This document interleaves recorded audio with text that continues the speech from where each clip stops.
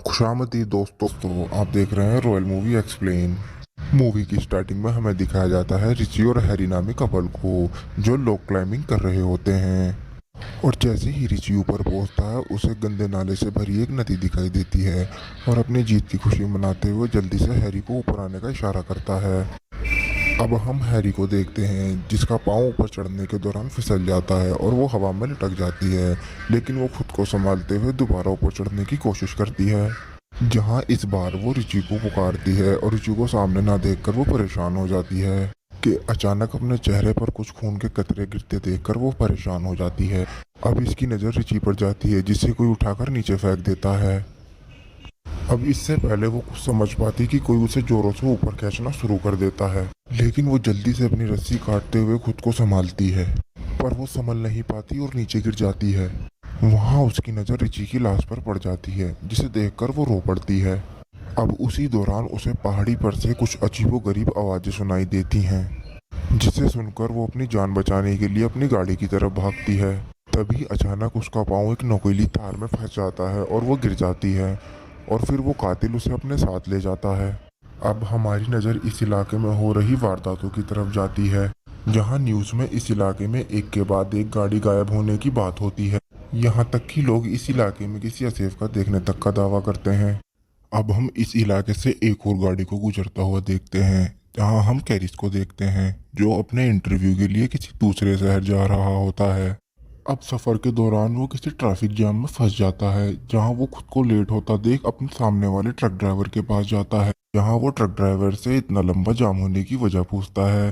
Truck driver उसे बताता है आगे 5 मील दूर एक केमिकल ट्रक पलट गया है, जिसकी वजह से उसे 4-5 घंटे वहीं बिताने पड़ेंगे। अब ये सब सुनकर कैरिस परेशान हो जाता है और जाकर अपनी गाड़ी में बैठ जाता है, और खुद को ट्रैफिक में फंसता हुआ देखकर वो अपनी गाड़ी वापस मोड़ लेता है, जहां वो अपने लेट होने की खबर कंपनी को देता है, और एक पहाड़ी इलाका होने की वजह से फ़ोन कट जाता है। अब फ़ोन की तलाश में इसकी नज़र एक गैस स्टेशन की तरफ पड़ती है और ये अपनी गाड़ी वहां ले जाता है। अब रास्ते में इसे एक के बाद एक लावारिस गाड़ियां नजर आती हैं, और वो उनके दरमियान से होते हुए गैस स्टेशन तक पहुंचता है, जहां इसकी नज़र गैस स्टेशन के मालिक पर पड़ती है, जो किसी बीमारी में इब्तला लगता है। गाड़ी से उतरकर वो कंपनी वालों से बात करने की कोशिश करता है, लेकिन फ़ोन डेड होने की वजह से वो कंपनी में बात नहीं कर पाता।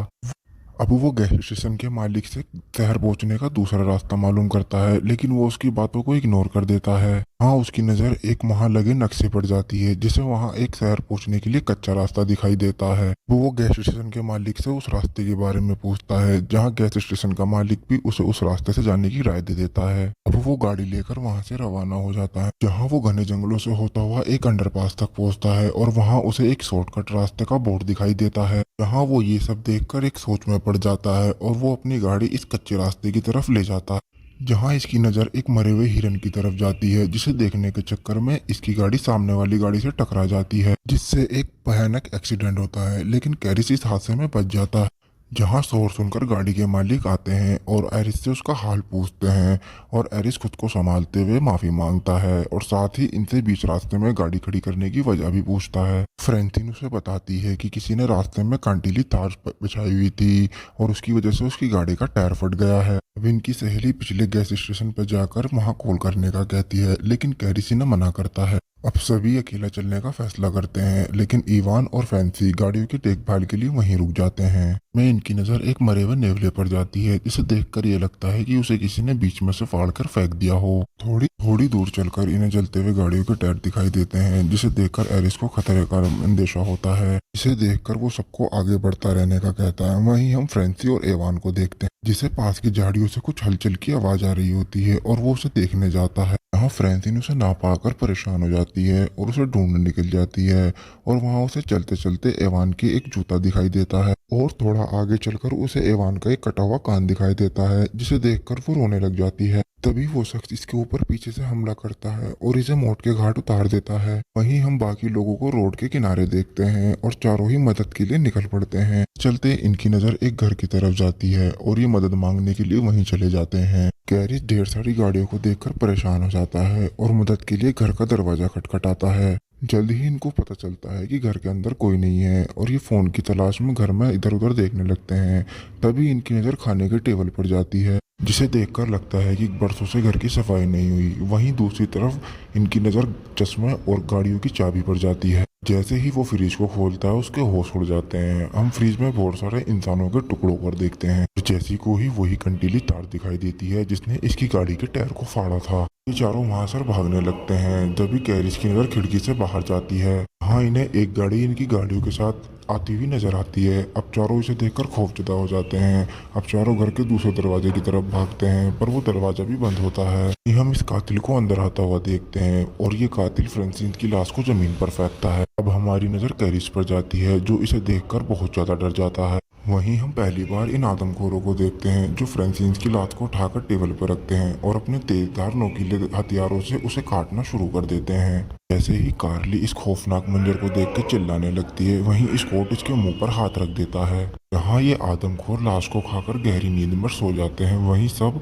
दबे पांव वहां से निकलने की कोशिश करते हैं। वहीं एक आदमखोर की नज़र इन पर पड़ती है। वहीं सब एक एक करके जल्दी से भागना शुरू कर देते हैं। देखते ही देखते आदमखोर भी वहां आ जाते हैं और कैरिस इनकी गाड़ियां चुराने का प्लान करता है। तभी एरिस चिल्लाते हुए इन आदमखोरों का ध्यान अपनी तरफ भटकाने की कोशिश करता है और एक आदमखोर एरिस पर गोली चलाता है और वो गोली लगने की वजह से वहीं गिर जाता है। ये देखकर बाकी तीनों हैरान रह जाते हैं और अब हम स्कॉट को जंगल में भागता हुआ देखते हैं। स्कॉट ट्रक की तरफ भाग रहा होता है। तभी स्कॉट के एक तीर आर पार हो जाता है और वो तीनों अपनी जान बचाकर वहां से निकल जाते हैं। तभी कुछ दूर जाने के बाद में उनका ट्रक एक कीचड़ में फंस जाता है। इसकी वजह से इन्हें ट्रक वहीं छोड़ना पड़ता है और तीनों अपनी जान बचाकर सड़क की तरफ भागने लगते हैं। इसे शाम हो जाती है और वो आदमखोर इन तीनों के शिकार पर निकल पड़ते हैं। ये तीनों थककर वहीं आराम करने लग जाते हैं जहां कार्ली इन्हें ऊपर देखने का इशारा करती है और जैसे ही ये दोनों ऊपर देखते हैं इन्हें वहां एक टावर दिखाई देता है। इसे देखकर ये खुश हो जाते हैं और अब हम इन्हें ऊपर चढ़ता हुआ देखते हैं जिसे वहां किसी को ना पाकर ये तीनों उदास हो जाते हैं। अब जैसी को वहां एक फर्स्ट एड बॉक्स मिलता है जिसकी वजह से वो कैरिस की मरहम पट्टी करने लग जाती है।